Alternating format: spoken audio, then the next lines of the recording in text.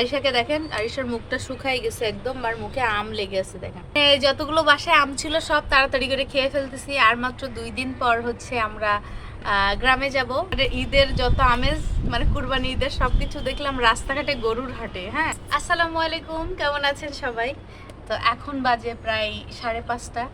তো আমরা ব্যালকনিতে বসে বসে দেখেন আমার টুনটুনিটা আম খাচ্ছে, সারাদিন ভাত পানি কিছু খাচ্ছে না সে।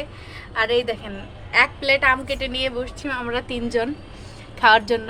তো 3জন মিলে আমরা প্রতিদিন বিকালবেলা এখানে ঝালমুড়ি খাই, তারপর আপনাদের ভাইয়া ফুচকা নিয়ে আসে, পিৎজা নিয়ে আসে, যেটাই নিয়ে আসুক। আমার খুব সুখের একটা জায়গা এই ব্যালকনিটা, মানে এত সুন্দর ভিউ দেখা যায় এখান থেকে। দেখেন বাইরের আকাশটা, আর এখানে যখন বৃষ্টি হয় এত সুন্দর লাগে। বৃষ্টি হইলে আমার মনটা পুরো ভরে যায়, মানে এত ভালো লাগে আমার এখানে। তো অনেক দিন খোঁজাখুঁজির পর এত সুন্দর মন মতো একটা বাসা পাইছি। বিশেষ করে ভালো লাগছে বাতাস আর এই ব্যালকনিগুলোর জন্য, অনেক বড় বড়। তো দেখেন আমরা বসে বসে আম খাচ্ছি। বাপের বাড়ি থেকে আসার সময় এই আমগুলো নিয়ে আসছি।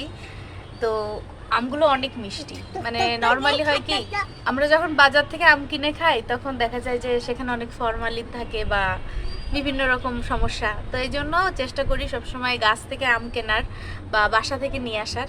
এই জন্য আমরা গ্রাম থেকে সবসময় আম নিয়ে আসি, বাজারের আমটা খাই না। এটা ফ্রেশ একদম আম, আমটা অসাধারণ ল্যাংড়া আম, খুবই মিষ্টি। নাও নাও শোনা নাও, পেটে ব্যথা করছে, সারাদিন ভাত পানি কিছু খায় না আরিশা। আরিশাকে দেখেন, আরিশার মুখটা শুকাই গেছে একদম, আর মুখে আম লেগে আছে দেখেন কি একটা অবস্থা। তো এই যে এই আম কি তুমি শেষ করতে পারবা খেয়ে? কেন পারবো না? তুমি যেভাবে তুমি যে বইছো, বললে যে বেশি করে কাটো, নাও খাও। তুমি যেভাবে বইছো তো এর ডাবল আম তুমি নিজেই খাবা। কেন বসলে কি মানুষ আম খায় বেশি? তুমি তো বেশি আম খাও। অনেক মজা, অনেক। আমরা অনেক বেশি এক্সাইটেড, কারণ শ্বশুরবাড়িতে যাব ঈদ করতে, মানে গ্রামে শহর থেকে ঈদ করতে যাওয়ার আসলে মজাটাই আলাদা। আর শ্বশুরবাড়িতে তো সবাই একসাথে থাকা হয়, যার কারণে আরো বেশি আনন্দ হয়। আরিশার তো অনেক আনন্দ হয়, কারণ আরিশার দাদু বাড়ি, দাদু, ফুপু, ফুপি, মানে সবাই মিলে দেখেন শোনার সাথে সাথেই বেচারা হাসতেছে। হ্যাঁ, তো ও ছোটবেলার ঈদটা আসলে অনেক স্পেশাল হয়, বিশেষ করে আমি পচা মেয়ে, তাই? আচ্ছা, তুমি অনেক ভালো।